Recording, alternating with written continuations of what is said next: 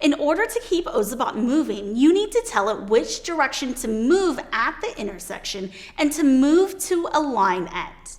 Go to the line navigation category in the block panel. Do you see a block that will tell your bot to pick a direction? Click and drag the Pick Direction Left block onto the workspace and stack it below the Follow Line block.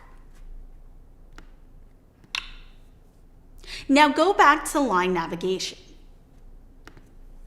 Click and drag another Follow Line to Next Intersection or Line End block and stack it below the Pick Direction block. Your turn to add code to your program. Can you program your bot to move in a set direction and continue to follow the line?